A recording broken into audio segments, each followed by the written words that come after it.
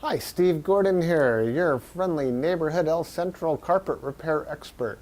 And if you found this recording, there's a good chance that you're around the El Centro area and you need your carpet fixed. If that's the case, I think I could help you. I've made this recording to answer all of your most frequently asked questions about carpet repair. Now, if I miss anything or you just need some more information, just feel free to call here at the office, speak with me or one of my staff. We'll take all the time that you need to answer all your questions, and at that point we would be thrilled, just honored to come on out to your place and fix your carpet for you. And that's probably what you need. So until I hear from you, and I sincerely hope that I do, enjoy my recording. Here you go. Hi, Steve Gordon here, your friendly neighborhood carpet repair guy, and I promise you one thing, and that is I'm absolutely not an actor. So if you're looking for an actor to talk about carpet repair, you've come to the wrong place.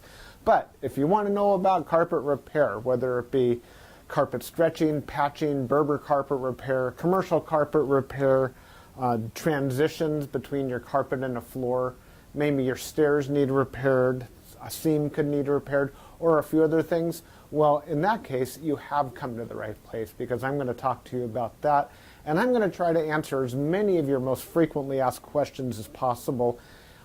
And before I get to that, I am going to talk to you a little bit about our guarantee, how to get an estimate, the bid, and a couple other details. So, I hope you enjoy my recording, and please be patient with me because I don't have a script. I've got a dozen notes here to go off of, and it's just going to be right off the top of my head, and I'll try to really just answer all the questions I can ahead of time so that you have a little bit of education when you call us, and I certainly hope you do. So first, I'd like to talk about the guarantee. When you call us, you're going to get a 100% unlimited unconditional lifetime labor guarantee. And what I mean by that is that either you or your carpet or both are going to be completely, absolutely, and thoroughly worn out before you ever have to pay to have that carpet fixed again. So again, 100% unlimited unconditional lifetime labor guarantee, that's forever. How you get your estimate in the first place is after you watch this recording, give us a call here at the office, and we're going to give you something like a phone guesstimate. We'll give you an idea of what you might expect to pay.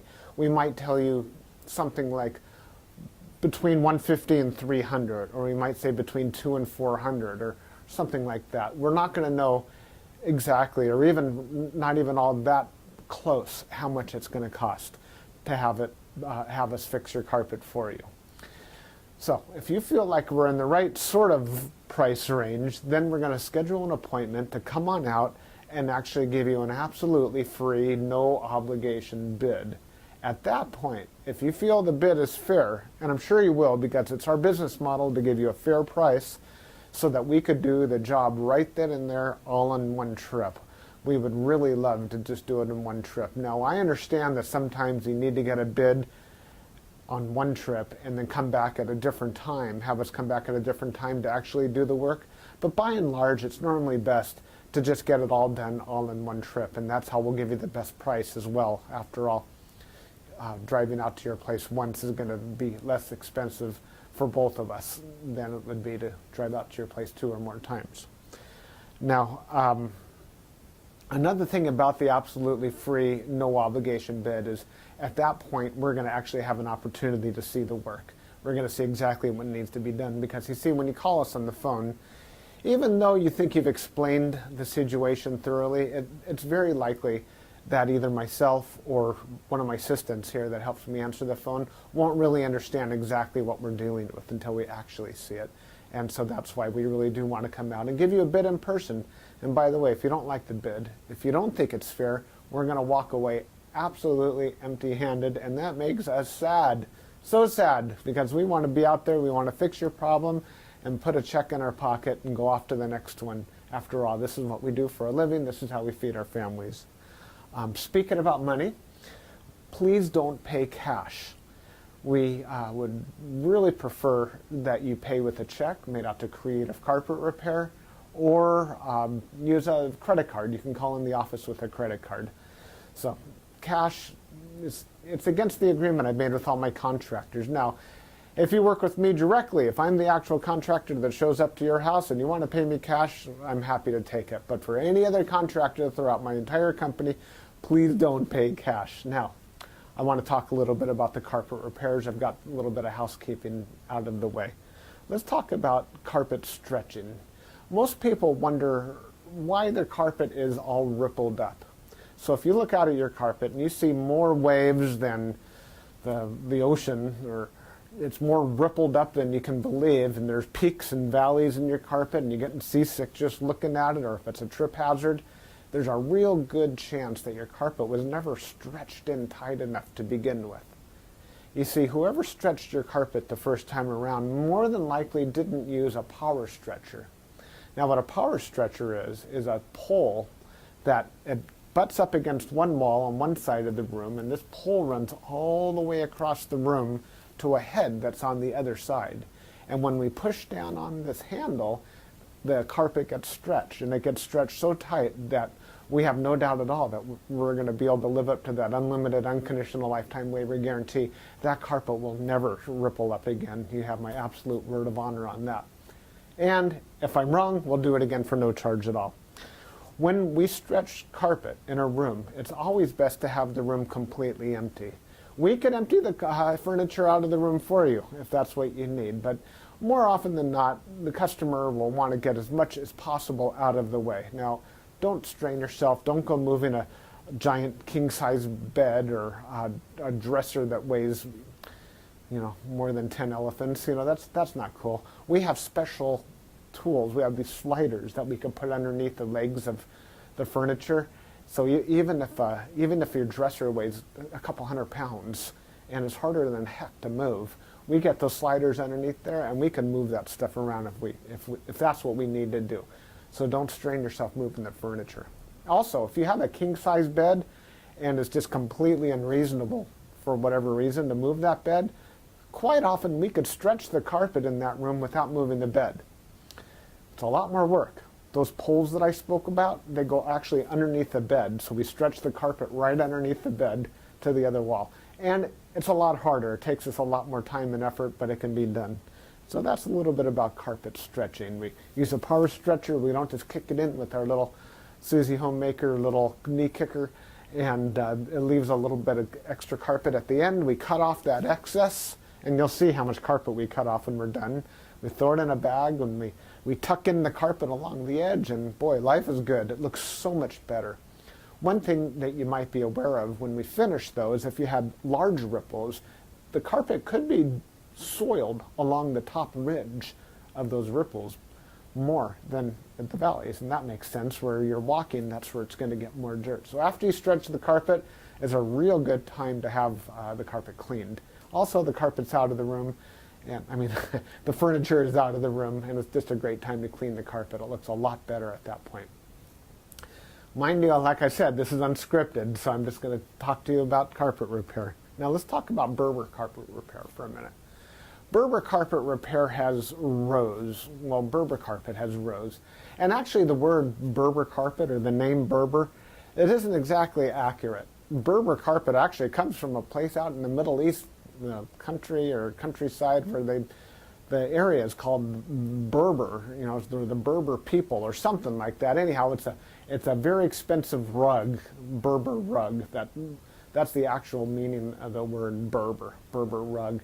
The Berber carpets that we find today are very similar. There's loops and there's rows, and if you pull on one of those loops, or rows becomes unglued somehow, it could make a run, what we call a Berber run. So when you pull on that thread, it's like it's unzipping right in front of you. It's like, oh my gosh, what has happened? I've got this zipper run going all the way across the room. Now your higher end Berber carpet, that doesn't likely happen. It almost never does. But the lower end, middle of the road and lower end Berber carpet runs all the time. So when we fix a Berber carpet, what we're going to want to do is take out the bad area and patch a new piece in there. Sometimes we could actually weave a little bit of some new loops right into the place where that carpet has come unfurled. But more than likely, we're going to want to put in a Berber patch in that area. One reason that Berber comes apart at the seams is because the carpet was never sealed at the seams well enough to begin with. Your carpet installer that originally installed that carpet was supposed to use a latex sealer or even a glue gun or something to seal the edges of the carpet. Now, if they don't seal the edges of the carpet, that's one reason that Berber carpet is going to unfurl like crazy. So when we put in a patch or fix a Berber carpet, that area gets sealed. Now, we give the unlimited, unconditional lifetime waiver guarantee on Berber carpet as well. But mind you, just because, let's say you have a 12-foot seam and we fix 3 feet of it, that's the part that we guarantee. The rest of the seam we're not going to touch. And you may have a problem with that in the future. And that's certainly not our business to cover something we've never actually worked on before. Now, after Berber carpet patching, I'll just talk about carpet patching in general. And this includes the Berber. When you call us to have your carpet patched, the first thing that we're going to ask you is if you have any extra carpet to do the patch with. If the answer is yes, well, we're golden. We're ready to do the job. If you say no, you don't have any extra carpet to do the patch with, we'll ask, well, can we take the carpet from a closet or maybe even from underneath a piece of furniture? Because what we can do is we can take a piece of carpet from a closet and patch it right into your damaged area. And it usually works out really well. Most people would rather have a piece of carpet missing out of their closet than have a terrible, nasty area in the middle of their room where they'll see it all the time. After all, inside the closet, you usually have that covered up with shoes and old photographs and baseball bats and everything you've ever collected in your life. More about carpet patching is if you don't have the carpet to do the patch, there's really nothing I can do to help you. So you're going to need to find that carpet to do the patch with before you bother having us come out there, because if we don't have the carpet to do the patch, we're stuck. Our hands are really tied. There's nothing we can do. Now, you're probably wondering how the patch is going to look when we're finished. It's real hard to say, especially in a recording like this. So just between you and me and a million of our closest friends here watching this recording through time, that patch is likely to be visible. You see, if you take a piece of carpet that's never been walked on, it's never been soiled, it's never seen the light from the window coming in so it hasn't faded out, and you take that brand new looking type of carpet or piece of carpet and patch it in to an area that has been worn, it has been soiled, it has been faded out by the sunlight, well, certainly you're going to see the difference between the new carpet and the older carpet because it's patched right in the middle there. Certainly it's going to look a lot better than the situation you probably have right now, but patches are visible. Another reason a patch might be visible would be because, well, thick carpet, thick nap or plush carpet hides the seams quite well. A short nap carpet, like a Berber carpet, for example, or any of the commercial type carpets, they're very short nap. They show the seams far more. Another thing is that the rows have something to do with it. When we cut a carpet in the same direction as the row of the carpet, well, those seams are by and large less visible than the seams that we cut that cross the rows. When we cross the row, well, it's unavoidable to do that if that's what we have to do to make a patch.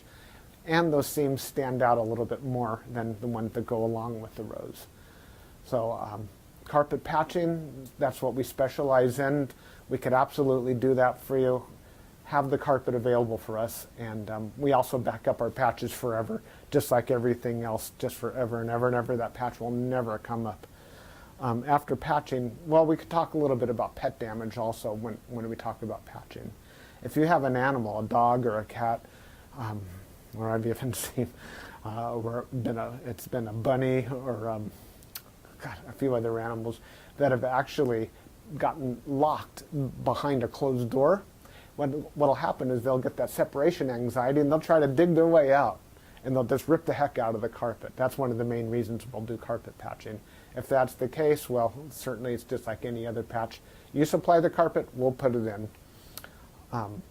However, if that animal didn't tear up the carpet, if they actually urinated on the carpet, there's a whole other thing we can do about that, and I'm going to need your help for that.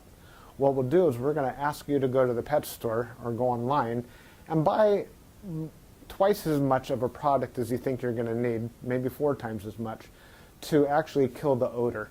Now, the product I'm talking about is actually an enzyme, and what we'll do is we'll pull back the carpet, we'll remove the padding, clean the floor, and you'll pour this enzyme onto the floors underneath it all. And that enzyme will eat up all the proteins that contribute to the smell of the urine in your carpet.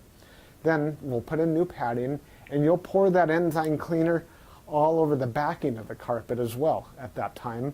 I'll reinstall the carpet, and then one more time we'll use that cleaner, and we'll just soak that area of the carpet with that enzyme one more time. And that's likely to kill the scent altogether. That smell should be completely gone. If not, it's probably because your animal found another place that you don't even know about, and I'm sorry about that. There's nothing we could do about your animal. Now that we've spoken about pet damage, I like to talk about carpet to floor transitions.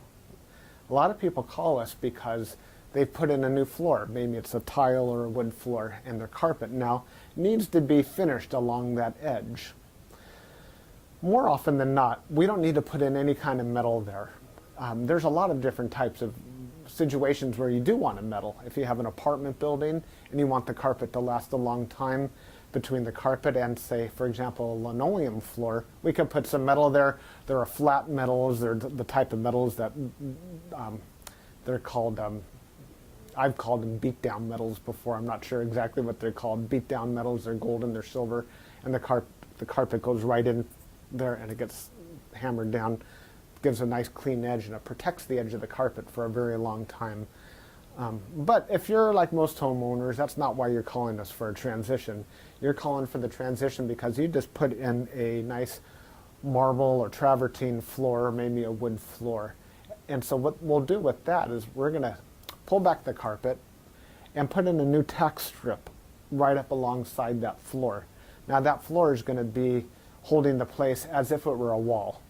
So here's your floor, here's your tack strip right in front of it. We're going to pull the carpet over that tack strip and tuck it in right there. So all you're going to see is a nice smooth transition between the carpet and the floor. Now, many times when you put in a new floor, it's important to put in some work into the subfloor underneath, and that might include using hardy backer or some other type of material that raises the floor up even higher than it would have been.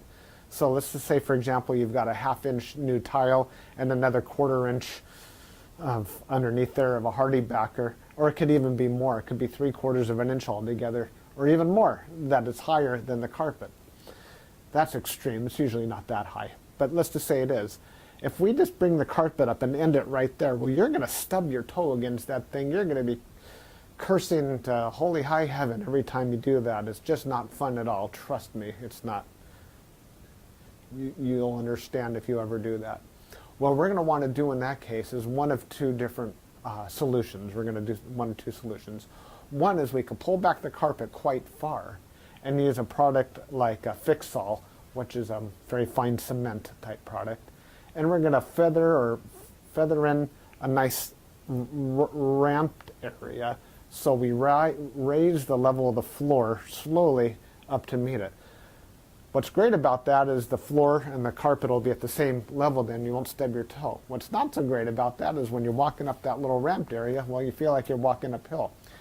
There's really no way around that I know of outside of pulling out all your carpet and floating a whole new layer of concrete, self-leveling concrete on the entire concrete floor and underneath. That's a lot of work. It's possible. That would be the perfect way to do it if I were working on a $10 million home in Beverly Hills, that's probably what I would be doing. I would be raising the entire floor to be level with, so the carpet could be level with the floor. But here in the real world, what we'll normally do is rise it up with some Fix-All, or we could do it even easier. We could use shingles, cedar shingles. Cedar shingles are about that long, and that makes a nice little ramp up. And it normally works just beautifully. It's quick, it's easy, we can get it all done in one trip. So we're going to raise the level of the carpet, right up to the level of the floor, and you're just going to be happy as can be about that. Some transitions are round, curved. Other transitions could be squared. There's 100 types of transitions out there. And if you look on the internet under carpet to floor transitions, you're going to see a lot of examples. Perhaps even on my website, you can see some other examples. And so when you call us, you can explain what you're dealing with, and that would help us with the program here. Stairs. So, do you have a problem with the carpet on your stairs? I did a job like this just today, where the cat had actually torn away the corners of almost every stair all the way up the stairway. The lady was not happy about this. My solution to this was that, well, first of all, I asked her, do you have any extra carpet? And the answer was yes. You can take the carpet out of a closet. And I told her, well, you're going to have carpet missing out of a closet. And she said, well, that's fine. You can put this carpet in the closet. So she had something that didn't match at all. And she didn't mind because, well, she just didn't care that the carpet in the closet didn't match halfway through. So I took the carpet out of the closet. And the first thing I did is I completely replaced the first two stairs. Because after all, the first stair or two wears out faster than everything else anyhow. And those first two stairs were pretty trashed. Instead of just fixing the little corners, just replace the entire stair if you can. It'll make a world of difference to have something new there. With all the rest of the stairs, I just did these little bitty patches all the way up one side and all the way down the other. And it was just beautiful. I think it gave her probably another 10 years of life to her carpet to fix those stairs. Another thing you could do with stairs, what some of my customers have done, and I love this idea, is replace the entire stairway by, well, let me back up a little bit. Let's just say you have a 3 or 4 bedroom house, and it's the same carpet throughout the entire house, and your stairway is pretty much in the middle of it all. And if you replace the carpet on your stairs, well, it's going to be a slightly different color than the rest of your carpet, and that's going to look low class, and we don't like that, do we? No, we don't. What I would suggest in that case is that we take the smallest room in the house, maybe a small bedroom or nursery, and pull the carpet out completely from the smallest room in the house and buy new carpet for that room. Then we have maybe a 12 by 12 piece of carpet, and we can replace the entire stairway with that carpet. That way it matches the entire rest of the house except for that one room. That'll easily save you $4,000, $5,000, $6,000, $7,000 right there. And it's a lot less work too. So I like that idea. You get a whole new stairway. A lot of people, you walk in the front door and there's the stairway right there. If the stairs look bad, it's hard to recover from that first impression. So take my word for it. That's a really great way of going. Now stairs. Commercial carpet repair. If you have commercial carpet and that needs to be repaired, it either has ripples and waves or it needs a patch. If it's rippled, it might need to be stretched. We've already talked about carpet stretching. On the other hand, it might have a different issue. It could be your commercial carpet was glued down to concrete to begin with. If that's the case, what we do is we actually take a knife and we just cut right down the middle of those ripples, cut right down those bubbles, and we will re-glue the carpet right underneath there and smush it all down. And believe it or not, those bubbles are going to be completely gone. They might be completely invisible when we're finished. You won't even see where we cut it, because where we cut it is exactly where we put it back together. The carpet will be nice and tacky before we push it back down. It's a great solution. But if the carpet needs to be stretched, well, we have to get the power stretcher out, and we'll fix it up that way. Now, if your carpet in your commercial building, say you have an office, is because, let's just say that you removed a wall between two rooms. If that's the case, you may have a strip of carpet that's missing. It's always a great idea to just get a completely different color. So if you have blue commercial carpet, go get a piece of red or black. Just something completely different, because a strip, a patch going all the way down through the middle of the room that's just a little bit off, it looks low class again. But if we put a strip of red down the room, or burgundy or black, people walk in and they go, oh yeah, these people have got some class. They got a decorative idea. So that's just my opinion. Use a completely different color if it's something goes all the way across the room. Now if it's just a patch, a small patch for whatever reason, and you have a little extra carpet, we can always patch it in with whatever you have. Seam repair. Good news and bad news. The good news about seam repair is that we can make your carpet so the seam doesn't keep getting worse. The bad news is that if it looks bad now, it's probably not going to ever look good again, regardless of what we do to it. Seams have to be done properly the first time. You see, when we seam a carpet together before it's installed, we'll use a straight edge and we'll cut down both sides of the carpet, and then we're going to seal the carpet on both edges, and then we're going to seam it together, and it'll be perfect. When it's completely cooled down, then we stretch it in. If we go back and try to open up the seam and cut that carpet off and try to bring it together, the chances of it ever looking better are right around 0. So I'm sorry to tell you that your seam repair, we can make it possibly look a little bit better. We can make it stop getting worse. We can make it not be a trip hazard any longer. But don't have your expectations too high when it comes to seam repair. The last thing I want to talk about is flood damage. Now, if you're watching this right now and you've got a flooded out carpet, you are in a world of hurt, and I'm sorry. The first thing I would do if I were you is probably have about 3 fingers of scotch. And then I would go ahead and get an extractor, like a hot water extractor. You can rent them at the just about any rental yard, and just start extracting all the water. Pull back the carpet, get rid of all the padding that's underneath your carpet. Rent a couple of blowers, or as many blowers as you need, and these things, they kind of look like a snail. As a matter of fact, that's their nickname in the field. We call them a snail. And they're shaped like that, and boy do they ever blow. And you can blow dry the whole underneath of your carpet. Set it up and get the carpet completely dry. At that stage, that's when you call us, and we can supply new padding, put a new pad, reinstall your carpet, clean the carpet for you if you're in an area that we do carpet cleaning, and life is good. You can put your furniture back and you'll be happy again. You don't have to do it yourself. If you want to call a company, even ours, depending on your area, can do that extraction for you as well. Now, if it's really flooded, I mean, seriously, like you're ankle deep in water, don't even bother. It's beyond almost everybody's ability. That means that your baseboards are all going to be all wet. A professional company will come in and remove your baseboards, and we don't do that ourselves. They'll remove your baseboards, they'll drill holes in the wall, attach blowers to your walls, and blow dry the entire area, inside the walls and out, the carpet, the floor, the whole shebang. And then we can come in and put the carpet back down at that point. So I hope that I've answered your questions. If you have any additional questions, now that you've heard me talk for the last I don't know how long, feel free to call me here at the office. I would be just tickled pink to hear from you. If I'm not here, one of my assistants, whoever answers the phone, will be well trained and will be able to answer any questions that you have about carpet repair. And then at that point, we'll be absolutely positively honored if you would have us just come on out to your place and fix your carpet for you. And that's all I have to say. Again, I'm Steve Gordon, and I promised I wasn't an actor, and by now you believe it. I'm a carpet repair guy, and I'll be looking forward to hearing from you, so please call me. Thanks. Bye-bye.